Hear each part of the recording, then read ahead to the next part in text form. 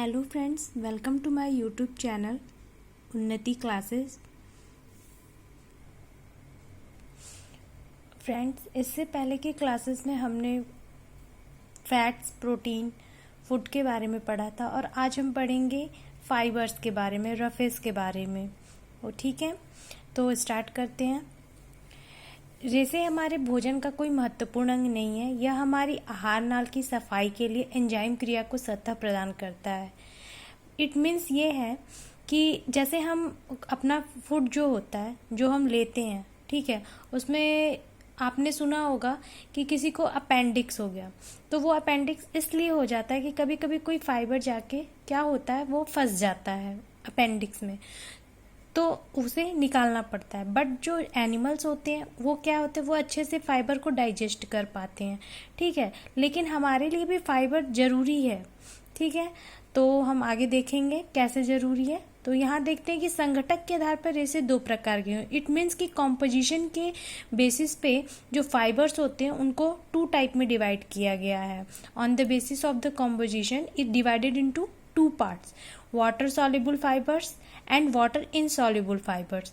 Water soluble जो fibres होते हैं उनमें पैक्टिन होता है, गम होता है और म्यूसिलेज होता है, और वाटर इनसॉल्युबल में हेमीसेलुलोज, सेलुलोज और लिग्निन होता है, ठीक है।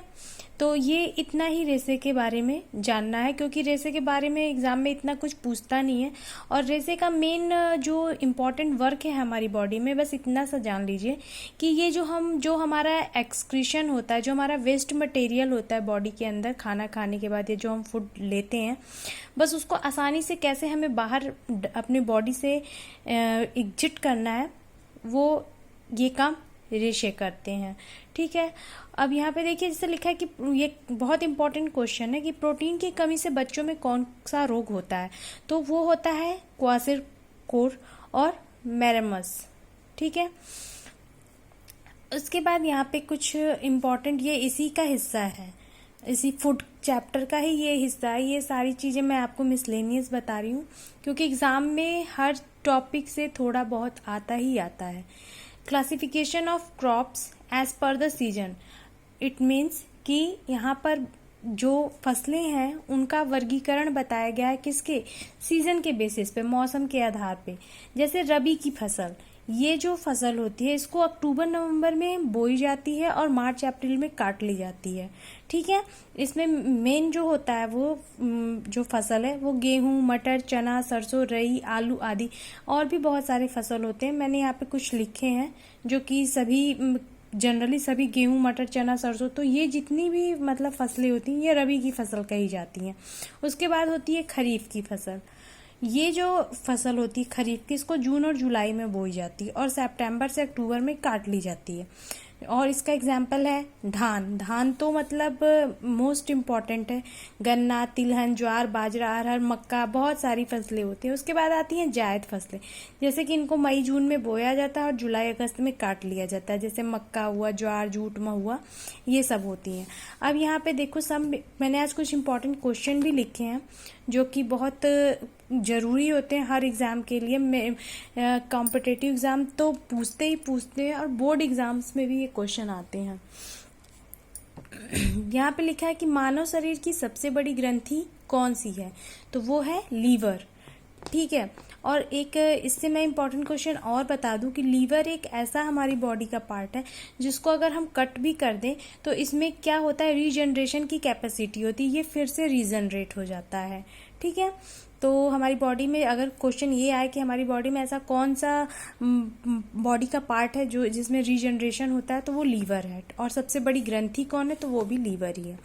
यकृत कोशिकाएं किसका श्रावण करती हैं, तो बाइल का, पित्त का श्रावण करती हैं, ओके। नेक्स्ट है, स्कर्वी रोग का क्या कारण होता है, तो विटामिन सी, ठीक है। स्कर्वी रोग अगर विटामिन सी हम नहीं लेते हैं अपनी फूड में तो हमें उससे स्कर्वी रोग होने का डर होता है। उसके बाद है बिलिरुबिन एंड बिलिवर्डिन कहाँ पाए जाते हैं, तो वो भी पित्त में पाए जाते हैं।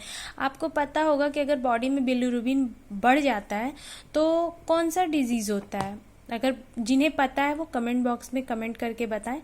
बट बिलिरुबिन और बिलिवर्डिन जो ये होते हैं, ये इनके बढ़ने से बिलिरुबिन के हमें पीलिया होता है। ठीक है।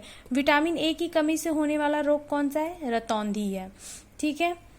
कैसीन क्या है? मिल्क प्रोटीन है।